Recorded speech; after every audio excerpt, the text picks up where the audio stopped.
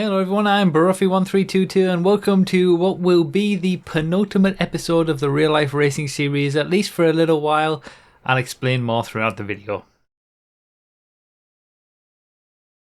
This video is brought to you by the Choking Hazard podcast. Search for it on your favourite podcast provider or check out bruffy.com/podcast for the latest episode and much more via the link in the description. So, race 1, let's get straight into the action. I qualified in 10th in what was a very, very close qualifying session in terms of lap times, but my kart bogged down a little bit off the line, as you saw there, and that meant I was on the outside around the first corner, which is never the position that you want to be. You just can't get to the inside here. You get muscled out as people come up the inside. Here I thought I was okay, but then I get smacked in the back and just, again, completely pushed out multiple times around the first couple of corners. Just absolutely nothing I can do in that situation. You just, and I think that's one of the negatives of being one of the lightest in the heavyweight class. Like, sure, you are theoretically a little bit quicker because you're lighter, as opposed to being one of the heaviest in the lightweight class, as I was for a long time previously. It's a lot easier for the heavier weight guys to muscle you out and knock into you, and you go a lot further from those knocks than what you would, say, for example, when I was in the lightweight class. So yeah, my starts have been terrible, honestly, since really just coming back to this championship, but this was one of the worst, and I just got roughed up completely around this first lap. So I've gone from basically 10th on the grid, lost 9 places to be in 19th place. So at this point, I'm sort of, okay, well, I need to make a bit of a comeback. I know that I'm quicker than a lot of the people in front of me because I qualified ahead of them. It's just going to be a case of working my way through. As you can see, already just going into the first corner there, I've definitely got the pace on the person in front, but it's one thing to have that underlying pace, and it's another thing to be able to make an overtake and get the moves done and be able to utilise the pace on a clean lap or whatever. So yeah, these first couple of laps, I'm just having to work my way through. Obviously, I get a nice little overtake up the inside there, but you can't just sort of, the skill level in this championship is higher than just any random race. It's not as if you can just overtake on any corner and just get through people easily. Everybody, even though I say that I have the pace over the few in front of me because I qualified above them, we're talking sort of tenths of a second to maybe half a second, something like that. The field spread in terms of lap times is very close overall, and especially with the new karts, that's just making people even closer because then you don't have the kart differences as much. As you saw there, I got a decent line around the final corner. I was certainly quicker coming out of the corner, but he covered the inside, so nothing I could do there. So I just pushed him along just to make sure that I wasn't, going to be overtaken from behind. Learned my lesson from trying to overtake around the outside, and then I get a really nice move here by just trying to get a straighter line out of that corner to get a bit of a better speed. That puts me into a position to overtake down the inside into the next corner and get up the inside. I do get hit here. Again, just the story of the first couple of laps of this race is just getting hit everywhere, but managed to still make the move done, and now I'm sort of eyes forward and seeing if I can catch up to the group up in front. And it's just one of those races, I guess, where you don't really get the run of it on those first couple of corners. You get knocked about a bit. The kart bogged down at the start, so I didn't have the chance to get to the inside of the track, which is where I would have wanted to be. And usually, especially in this championship, and especially when you're one of the lighter people in the heavyweight class like I am, you want to be hugging that inside really, because that's just the place where everybody's going to be. And if you get hit on the outside, you're just going to have everybody who's on the inside just come past you, as you saw on that first couple of corners. So as you've seen, I've already caught up to this group very quickly just in a couple of corners since getting up into 17th place.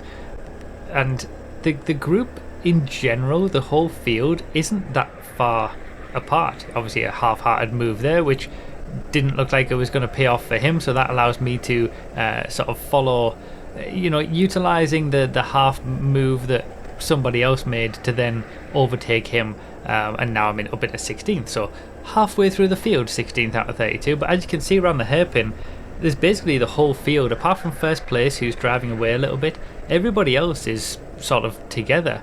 Obviously I had a much better, you can kind of see, this is giving you an example of why I'm feeling that I'm quicker, because you can, in that hairpin for example, you could see how much quicker I was around the corner, but he was there, so I couldn't just drive through him. Thankfully I do get a bit of a better exit out of the final corner, and there was a bit of a headwind here on this round, so the slipstream did actually help me to get up the inside going into the first corner, and that's me up into 15th place. And then it's about, once again, trying to catch up to those in front after being hit once again, and I think I was swearing a little bit at that point, but again, I think that at that point the frustration had sort of started to set in of what had happened in this race. The fact that I've just been hit everywhere in every and lost positions because of it, and then it happens again even when I make an overtake. So yeah, that was an interesting one. But as I'm going to leave this whole race in, because it is sort of a bit of a comeback, and you'll see now, obviously again, that massive group in front, but I've got some clean air, and you'll see my lap times from the right hand side drastically improve as soon as I've got past people and gotten into a bit of clean air. I'm just able to really utilize the pace that I've got finally as we're coming on to lap 6, and it does allow me to start catching up and eating into the gap that is in front of me, because I still qualified ahead of a bunch of people who are currently in front of me, so I've definitely got that pace. It's just a case of being able to use it. Now, as I mentioned at the start, this is going to be the penultimate episode, so there's one more episode left of the Real Life Racing series, at least for now. And the reason for that is that I can't afford it anymore. That's mostly the reason. When you're talking about this being sort of, I think it's £65 a month. Now, I booked on for the first 3 months before I had baby 1322, so I've only done 2 rounds this season because I've gotten it pushed back into different months, just due to the baby being born and stuff like that. So I actually have 1 round left that I've already paid for, and I paid for sort of in January, so I'm going to do that one, and then I'm not going to do any more. And I just, that £65 a month, it needs to go to other things right now. I'm not earning enough, and there's more stress on, I have a baby now, I've got a lot more things to buy, that I can't really afford to spend that money every month at the moment just doing this. If the videos that I made of these made back the £65 that I was going to spend on them, then great, but they absolutely don't. Not that is sort of, I do this series because I enjoy racing in real life, and I want to bring these races to you guys. I don't do these for the money or anything, but yeah, when there's other things now going on in my life that require that money, this is probably one of the first things that has to go, at least for now. And also, to an extent, I've gotten a lot out of this championship. I've basically gotten everything that I could out of this championship so far. Obviously, back in the early 2014 and 2015 series, when I was racing around here, I got my first win, I'd won races, I finished 2nd and 3rd in the championship in those years. Since coming back to the championship in 2023, I make a position here, by the way, because someone came into the pits. I think they were black flagged, so that's up into 14th. When I came back into the championship in 2023, I was still hunting for that first place trophy, because even though I'd won plenty of races in the previous iteration of the series, I hadn't won the final, which is one where the trophies are handed out, and I've done that twice now. I've done it in both the lightweight and the heavyweight category since returning to the championship. Obviously the final round of last year was just a crazy good final race where I got that first place trophy again. So short of really winning a championship, which requires obviously being there for every round, making sure you're performing as well as you can, and I haven't even done that in terms of being able to attend every round since I came back, just through general availability. I've missed rounds and stuff like that, and you need a bit of luck as well to be able to win a whole championship. Short of doing that, I've kind of done everything that I could do here, in terms of I've won races, I've got first place trophies, I've finished 2nd and 3rd in the championship. So when I'm I would still love to be able to do more things in real life racing. I'd still love to race Mazdas, as I sort of looked into in the 2018 series, but if I can't afford to, do local hire kart racing, I definitely can't afford to race in real life.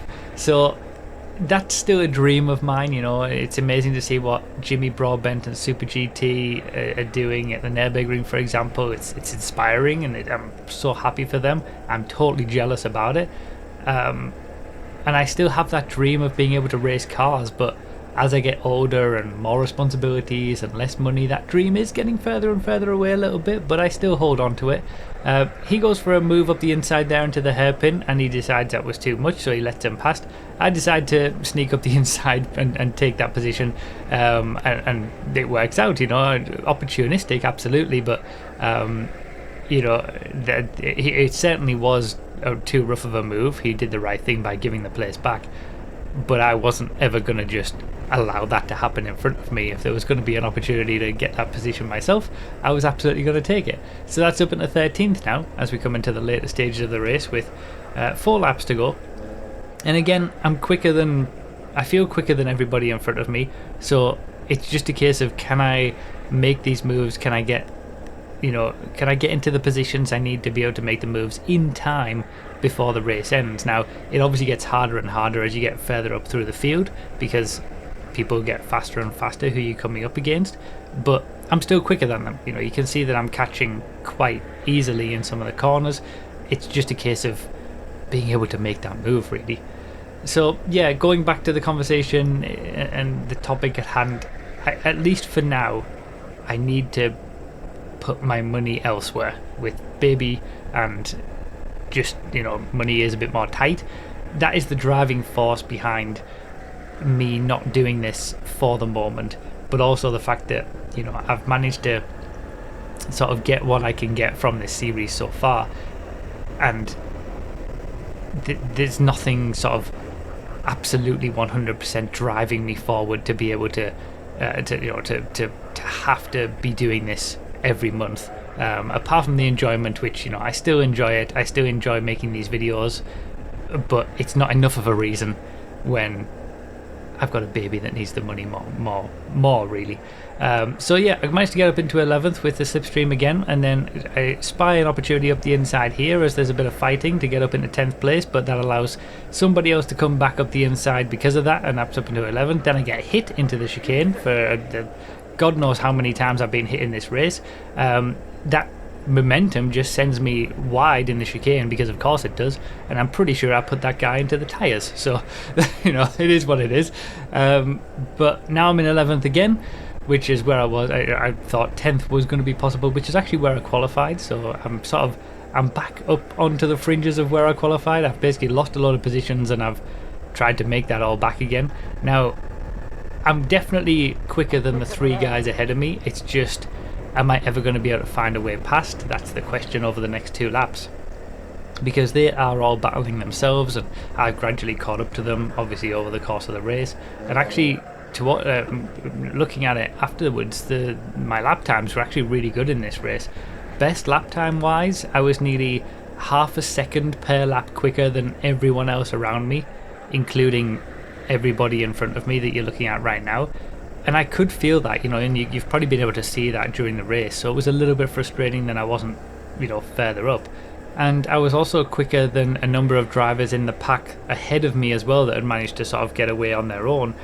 And across the top 8 drivers plus me, we were all within 0.4 of a second of each other on best laps. So with me, I was 0.3 of a second off the ultimate best lap that was set during the race. So I had the pace, and I had a decent recovery during this race, but with either a better qualifying position or just a not horrendous start and first lap, I probably could and should have been fighting with that lead group, who were basically, apart from the leader who got away in first place, there was a group of 7 drivers all fighting over second place in the race, all within a couple of tenths of each other per lap. And I really, with my pace by the end of the race, I should have been in that group, making it an 8-way fight for second. But that's just how these races go. Could I get something done on this final lap? That was the question.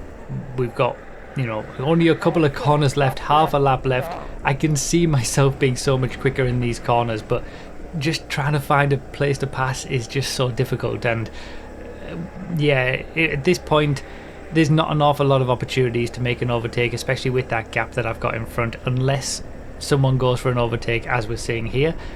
He's obviously having to defend going into the hairpin, and that makes them slower. So now I'm right back on the back bumper of this guy up in front, but there's only really one more chance, and that's in the final corner. I decide to send it up the inside, and I managed to get a nice move done, but he's still there on the outside, and he's got the extra speed on the straight. And at the line, it was 1,000th of a second between us. I didn't actually get the position in the end. I stayed in 11th by 1,000th of a second, which is, I think that is the closest finish I've ever had with anybody in this championship, so crazy. And in classic northeast England weather conditions, by the time we got to the second race, it was all bright and sunny for the first one. The heavens had opened for the second one, so the track was completely wet. We were completely wet. You'll even see dry patches as we get off the grid when the lights go out, because we were soaking up the rain in those areas. And yeah, it was going to be interesting because we had done the first race in the dry. We'd driven to the track, to the grid for the second race in the dry, and it was just relying on our previous knowledge of being able to drive in the wet. Now, for wet races, you generally want to be going around the outside of the track, especially on slick tyres as we are. And so far so good. Managed to survive the first corner, but I wasn't able to survive the second corner. Got hit from behind, turned me around. There was also a spinner in front who slowed everything down, and it was just chaos. And as usually happens with GTA races or iRacing or whatever I'm doing, I end up worse off in those kind of situations, and I went from 11th on the grid to last. So yeah, from 11th to last after the first couple of corners, not the best start. And if I thought the start of my previous race was bad, this one was even worse. So again, it was going to have to be another sort of attempt at a comeback, but from 32nd, that was going to have to be a bit more of a comeback than what I did in the last one. Obviously with the wet conditions as well, there are a lot more people spinning around, so I am able to make a few positions very early on in this first lap, but it's one of those situations where you've just got to drive, keep it on the track, keep going forward, and just see where you end up by the end of the race. So it did make it a little bit more interesting. Obviously, having a bit of rain, it does spice things up a little bit. I'm always a bit in two minds when it comes to the rain. I do like racing in the rain because I think I'm generally better than average, but also I'm not particular. I don't feel as quick in the wet conditions as what you might think or what other races has led you to believe. Certainly since coming back to this championship, there was one race where it rained midway through the race and I went from sort of 20 somethings to 5th within a couple of laps. That makes it look like I'm better in the rain than what I actually am. I don't feel particularly confident, but I can certainly get it around, and obviously I've gone back up to 21st place here, and I'm putting the kart in the right place, getting the good grip. I certainly feel quicker again, just like the last race, than people in front of me.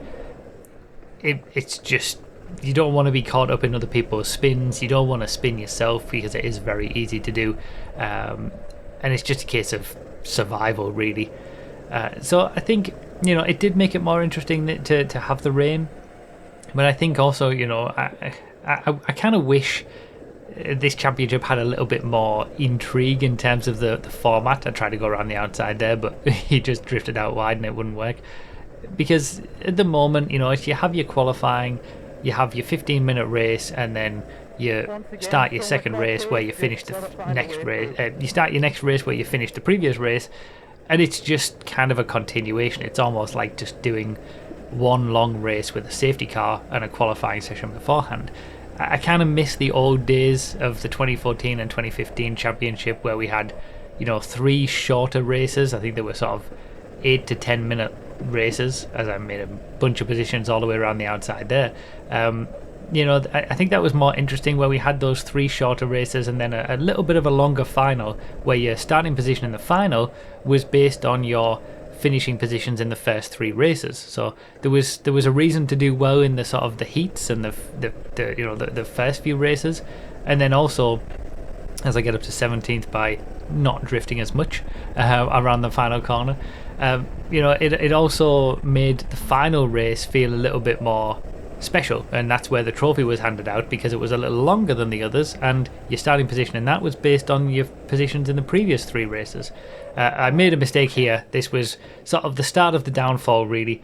Just a little bit too much speed going into the corner, drifted a little bit wide, and as soon as you're on the grass, then you've got no chance. So all that good work, I got up into 17th place, and I think probably if I hadn't made that mistake, I think I would have been able to continue on and maybe get back up to, say, the 11th place that I started in, or maybe the 10th place that I qualified in at the very start. But as it happens, because of that, I'm back down in 22nd place, and I'm back trying to get positions, from people further ahead, who again I feel quicker than, but especially in wet conditions like this, and where you want to be sort of trying to get an overtake by maybe going up the inside, but the outside is the quicker line, and if someone's taking that quicker line on the outside, it becomes very difficult to make an overtake, short of them making a mistake or you just getting a better run out of a corner like that. So yeah, frustrating round, this one in general, I think, but yeah, I at least it made it interesting with the rain. But I think also, not just the money aspect and the fact that I've sort of done what I need to do, if you like, apart from winning a championship here, it's just not as interesting anymore in terms of the race format as what it once was. I think if I had my way, I'd probably have 3 weight classes, lightweight, middleweight and heavyweight, have them all racing together. So, you've just got everybody on track all at once, and you just have whoever finishes highest in each weight class is the winner of that class. And then 3, all you need is like a 5-minute qualifying session just to be able to get in people in general positions, rather than the 15 minutes we have now. And then you can have 3 8-minute races and then a 12-minute final, and your position in the final is based on how well you did in the 3 races. I think that would be much more interesting and more compelling race format. It would be more interesting to bring those races to you guys with four races across a round, and also racing together with, say, instead of it just being the lightweights together, which is 25 people, or the heavyweights together, which in this case was 32, you'd be racing across sort of 50, 60, 70 people, just with A finals, B finals and things like that. So that is what it is. I don't think it's going to change because it's easier for them to run it this way. But yeah, 15-minute qualifying and 2 15-minute races just doesn't really do it for me anymore. And all of these things combined are putting me into that place where, okay, let's just stop for a little bit. When I'm in a bit more of a better financial situation, I can maybe return to this, but also maybe look at some other things to do, maybe something that's different, a different track, different karts, different series, have a sort of specific reason for getting back into real life racing, rather than just it's because it's here, it's my local championship, and it used to be the most cost effective, but that's a bit more difficult to say now. So yeah, I'm back up in 18th, which isn't too bad halfway through the race, but this race wasn't without fault, let's say, and wasn't without error, as you're going to see here. Just spin it around, and I should have just gone, but yeah, I again get hit. I'm surprised I only lost 1 place there, to be honest, but the hit kind of got me back on my way, and there was already big enough gaps at this point. But yeah, it was just one of those races where it didn't go perfectly. There was a few little mistakes here and there, obviously 2 big ones that have lost me those places. Later on in the race, in lap 7, I managed to catch up a little bit to the guys in front, and then one takes another one out, so there's 2 places there. And then with one, I think it was a black flag, or someone came into the pits towards the end of the race, so that gave me an extra position there. And ultimately I would finish this race in 16th. Not really a lot happened beyond what you've just seen in these highlights. So yeah, that is a frustrating penultimate round of the championship for me. Not obviously for the year, but for me. And the next real life racing episode in about a month and a half's time, whatever it ends up being, that will be my last one for the foreseeable future. So I hope you guys have still been enjoying these races, and thank you very much for continuing to watch them and support them. And yeah, one more to go at least for now.